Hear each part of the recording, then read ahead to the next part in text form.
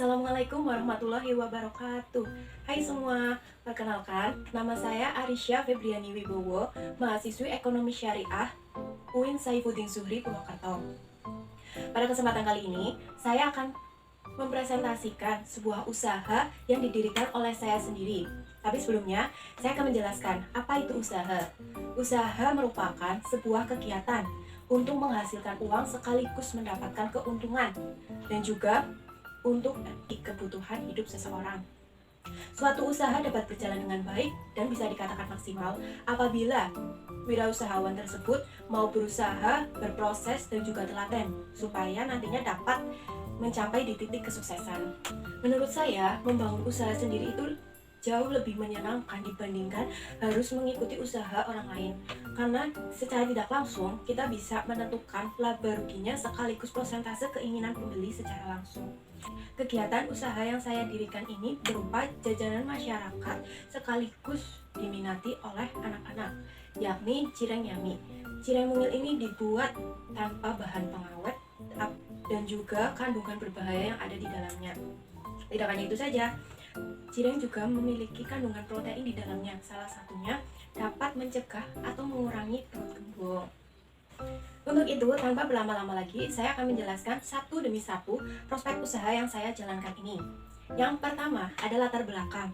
Adanya usaha cireng ini untuk membangun jiwa bisnis yang ada dalam diri sekaligus mempraktekkan apa yang telah diajarkan sebagai wirausahawan yang nyata. Apalagi melihat kondisi saat ini yang sedang dilanda wabah COVID-19. Dan dari situlah saya muncul ide-ide bisnis baru yang membuat saya terus berkembang dan juga dapat menguntungkan semua pihak. Tidak hanya itu saja, hal lain yang dapat membantu saya dalam membangun usaha kuliner ini karena belum adanya pesaing ketat dan juga populasi anak-anak yang sangat banyak. Maka dengan begitu, saya harap cireng yami ini akan sangat bermanfaat dan juga membantu mengatasi pencernaan. Oke, yang selanjutnya ada visi dan misi perusahaan. Terdapat 3 visi perusahaan. Yang pertama, menyajikan makanan sehat dengan harga terjangkau. 2, melestarikan makanan daerah di Indonesia. Dan untuk misi perusahaan, yang pertama, memperkenalkan jajanan pasar dengan cita rasa yang tinggi. Kemudian yang kedua, menghasilkan produk yang berkualitas dari bahan higienis dan juga penyajian modern demi kepuasan konsumen. Oke, selanjutnya ada tujuan usaha yang dibagi menjadi 4. Yang pertama, memperkenalkan jajanan yang berbahan dasar tepung tapioka. Yang kedua, membuat cemilan yang dapat menarik perhatian konsumen sekaligus melestarikan cita rasa baru. Dan yang ketiga, mengimplementasikan jiwa kewirausahaan sebagai seorang mahasiswa. Next, ada karakter bisnis. Di sini saya akan menjelaskan sedikit bagaimana bentuk dari cireng yami ini. Teksturnya yang gurih dan juga kenyal, rasa ingin terus melahapnya yang tidak mau berhenti seperti itu. Lalu untuk tepung yang digunakan saja berkualitas baik, karena jika tepung yang digunakan kurang bagus, nanti pada saat digoreng tidak bisa mengembang dan juga sedikit keras. Terus next ada analisis pasar. Apa sih analisis pasar? Analisis pasar adalah sebuah penganalisisan studi yang menyangkut analisis pasar. Yang pertama yaitu segmentasi pasar. Segmenting pasar itu sendiri ialah konsumen yang akan menjadi target utama dalam menentukan ruang lingkupnya. Selanjutnya ada media promosi. Di sini saya mengadakan 2 macam media yang dimana dapat menguntungkan saya dan juga konsumennya.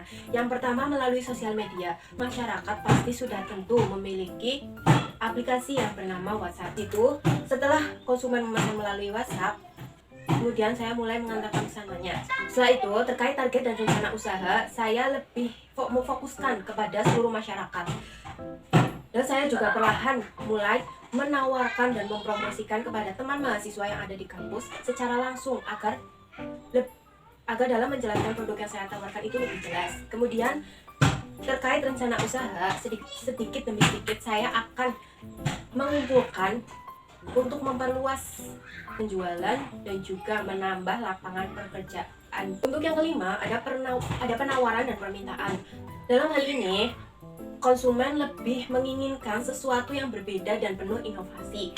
Dengan begitu, saya mulai menambahkan isi varian rasa yang terdapat pada cireng yami ini, seperti suiran ayam, ati pedas, sosis, dan sebagainya. Untuk yang terakhir terdapat strategi pemasaran. Strategi ini dilakukan untuk memperkenalkan sebuah produk supaya dapat berjalan dengan baik.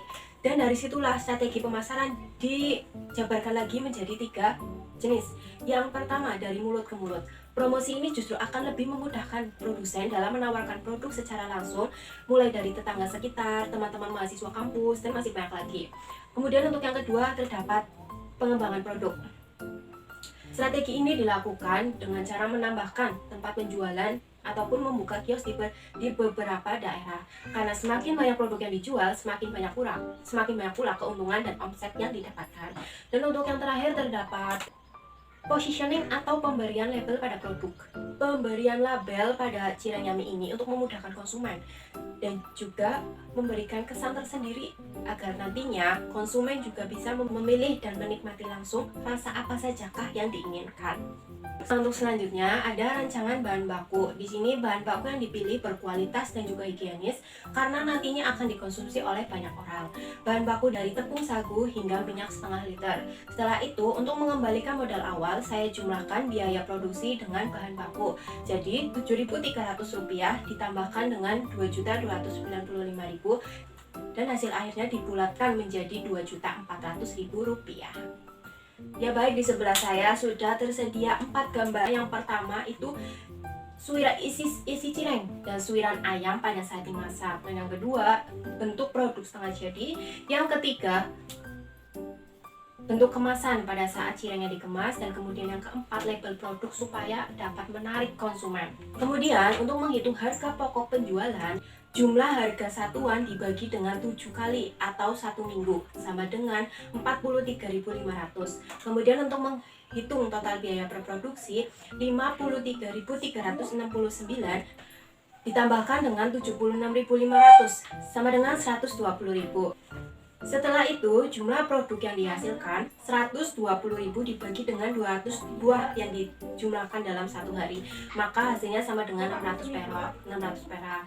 Maka keuntungannya dikurangi dengan total biaya produksi, yaitu Rp120.000 dikurangi Rp76.500 sama dengan Rp43.500. Jadi dapat terlihat di sini keuntungan saya dalam satu hari produksi itu mencapai Rp43.500. Hingga saat ini minimnya pegawai belum dibutuhkan. Segala proses pembuatan hingga melayani konsumen masih dipegang oleh saya sendiri.